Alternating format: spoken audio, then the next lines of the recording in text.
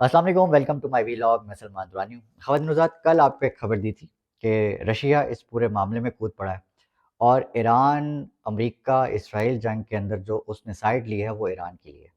और ये तो वाज़ेह था कि रशिया की साइड खड़ा होगा, और अब तो वाज़ेह है, मज़ीद वाज़ेह है, क्योंकि आज की डेवलपमेंट बहुत अहम है। और आज जो है वो ईरान के जो सदर हैं, उन्होंने टेलीफ़ोन कॉल की सदर पुतिन को, और इनकी आपस में जो बातचीत हुई, ज़ाहिर है वो एक भरपूर तावन की होगी। और ऐसा तो हो नहीं सकता कि पुतिन साहब ने खाली हेलो हाय हाल चाल पूछने के लिए किया हो। ज़ाहिर है रशिया इस वक्त ईरान के साथ मुकम्मल तौर पर खड़ा है, और अगर रशिया आइंदा आने वाले दिनों में सिर्फ एक कदम उठाता है, और वो ये कदम होता है कि वो सारे यूरोप की गैस बंद करते हैं, तो फिर आप देखिए कि खित्ते में जो मामलात हैं वो कितनी तेज़ी से बदलते हैं। अब यूरोप की गैस बंद करने का ख़वातीन और हज़रात मतलब क्या है? यूरोप की गैस बंद करने का मतलब ये है कि आप जो हैं वो सारी की सारी इंडस्ट्री बंद करवा रहे हैं। यूरोप की जो तजारत है वो बंद हो जाएगी। शदीद बहरान जो है वो शुरू हो जाएगा, और इवन घरों के जो हीटिंग सिस्टम है वो बंद हो जाएंगे, और बिजली की जो पैदावार है वो कम हो जाएगी, फैक्ट्रियाँ बंद हो जाएगी। सबसे ज़्यादा जो मुतासर होगा वो जर्मनी है, क्योंकि सबसे जो बड़ा इम्पोर्टर है गैस का वो जर्मनी है। तो जर्मनी जो है अपनी इंडस्ट्री बंद करवाना चाहता है। अगर यूरोप अपनी जो है वो नहीं करवाना चाहता, गैस बंद नहीं करवाना चाहता, रशिया के साथ मामलात बेहतर करना चाहता, तो अब यूरोप को इसमें कूदना पड़ेगा, और यूरोप को जंग बंदी में अपना एक किरदार अदा करना पड़ेगा। ये है प्रेशर टैक्टिक, और इसको डिप्लोमेटिक लैंग्वेज बोलें या जो भी बोलें। इसमें जो ईरान ने अपना एक कदम लिया था, उसको भी जो है वो आलमी मीडिया ख़ास तौर पर वॉल स्ट्रीट की बात कर लें, या वॉशिंगटन पोस्ट की बात कर लें, या फिर एबीसी न्यूज़ की बात कर लें, इनकी एंगलिंग है कि ईरान का तमाम अरब ममालिक के ऊपर जो हमले हैं, ड्रोन हमले जो कि आज भी जारी थे, कतर के ऊपर आज भी हमला हुआ है, ये एक स्ट्रैटेजिक स्टेप था, और ये सोची समझी चाल थी।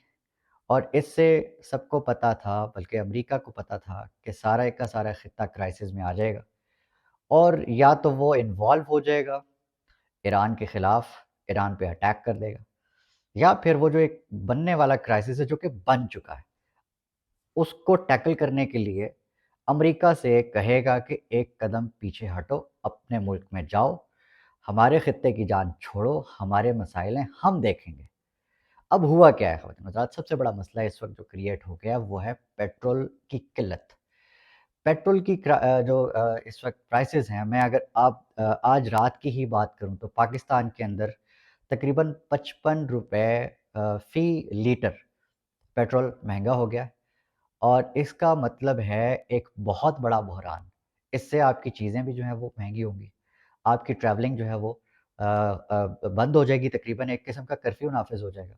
और पाकिस्तान मुमकिन तौर पर, जो हुकूमत पाकिस्तान है उनकी तरफ से एक प्रोएक्टिव जो एक प्लान है वो सामने आने की उम्मीद है। इम्कान है कि एक स्मार्ट लॉकडाउन की तरह की कोई ऐसी सिचुएशन पैदा हो आने वाले दिनों में, कि आपको घरों पर बैठना पड़े, और जो वर्किंग डेज़ हैं वो भी 6 दिनों से कम होकर जो है वो 4 दिन, हो सकता है 3 दिन रह जाएँ। लेकिन ये वो स्ट्रैटेजी है जिससे हम पेट्रोल की बढ़ती हुई कीमतें, और पेट्रोल की जो किल्लत है, जो एनर्जी की जो ज़राए हैं, उनकी किल्लत को हम टैकल करेंगे। अच्छा, हम तो टैकल करेंगे, लेकिन अरब जो दुनिया है, जो दुबई है, जो इस वक़्त पूरा यूनाइटेड अरब एमिरेट्स है, सऊदी अरब है, या इनके जो तजारती जो रवाबित हैं यूरोप के साथ, रशिया, चाइना, ये सब कैसे सर्वाइव करेंगे?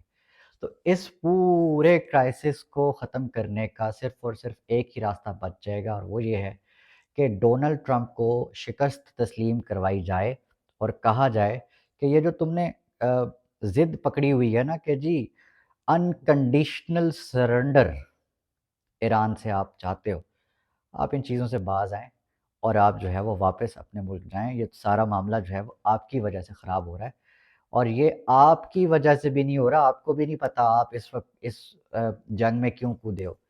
क्योंकि America has no reason to jump in this war.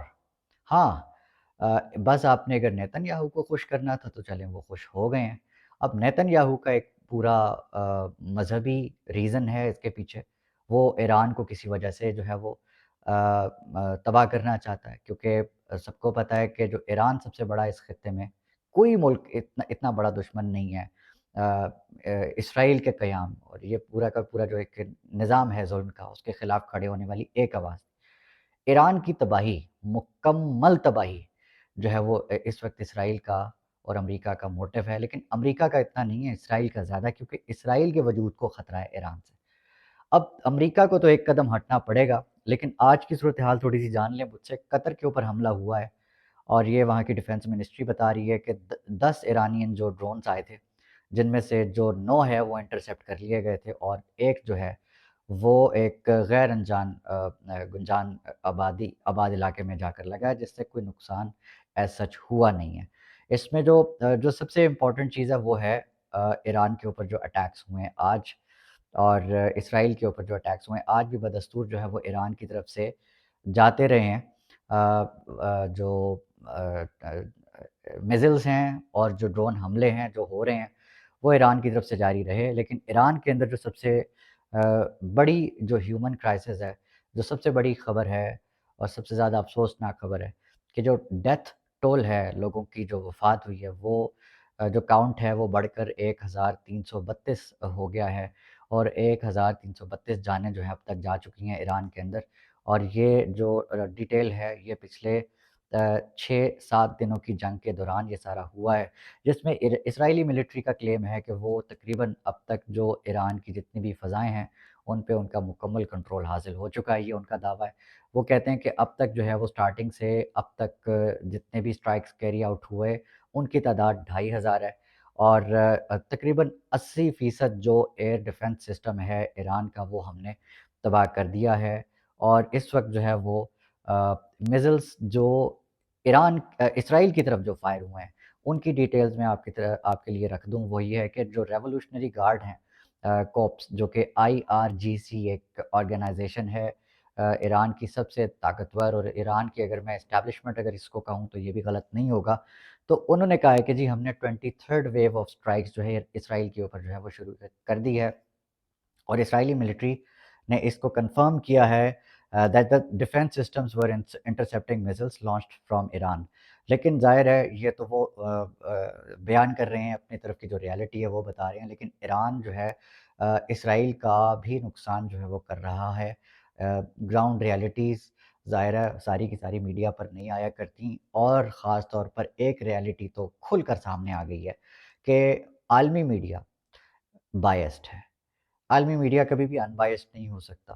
جو آپ کو اور ہمیں ان بائسڈنس کی بتائی جاتی رہی ہے آج تک، جو لوری سنائی جاتی رہی کہ journalism should be unbiased, journalism can never be unbiased, it is biased.